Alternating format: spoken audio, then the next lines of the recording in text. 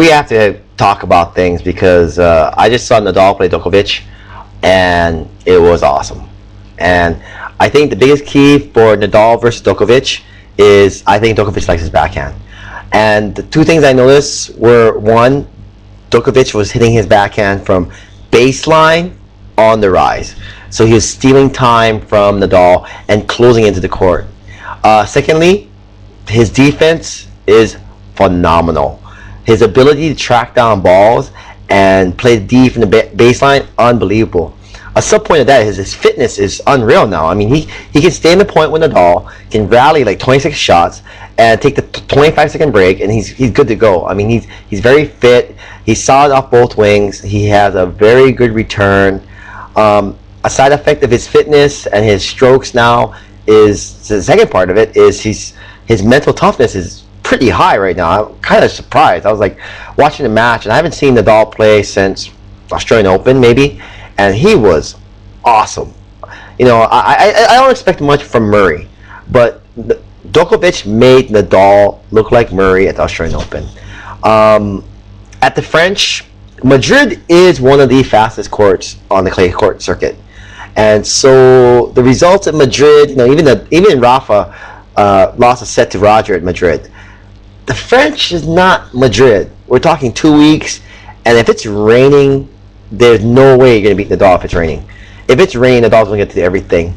The third thing that really helps Djokovic against Nadal is Djokovic hits an extremely flat ball off the backhand side.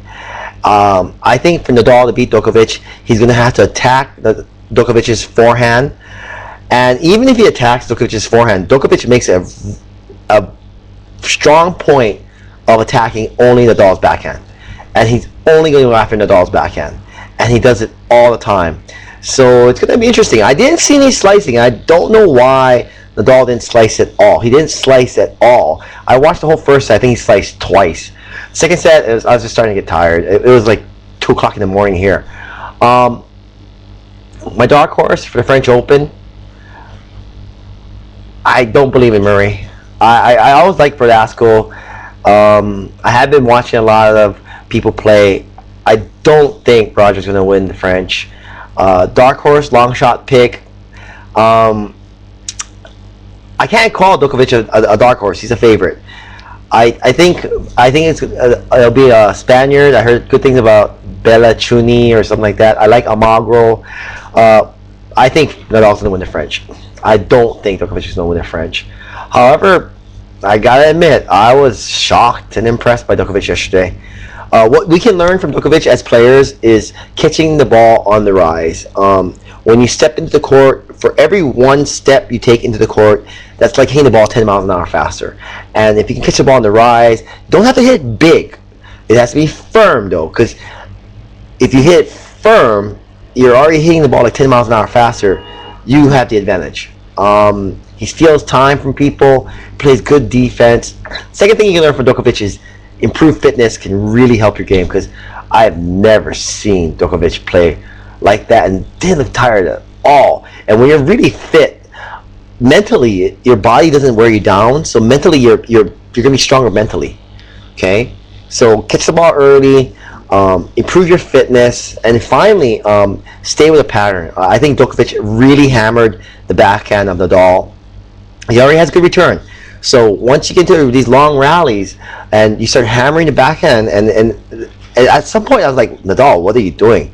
I mean, there's just nothing he could do. He started going to high loops. I thought it was interesting to see the match and see how the tactics started to change. You had Nadal hitting in the beginning, realizing Djokovic likes the pace, then into high loops. Djokovic countered by catching the ball early on the rise, stepping into the court. And then they got into a series where they started rallying. I was really surprised Nadal didn't go to the slice. And lastly, my French Open pick is Nadal. My dark horse is Almagro or Bellaccioni, because it is the French. Crazy things happen in the French Open. Overall, I gotta admit, I was very impressed with Djokovic, but I don't think he's going to win the French Open.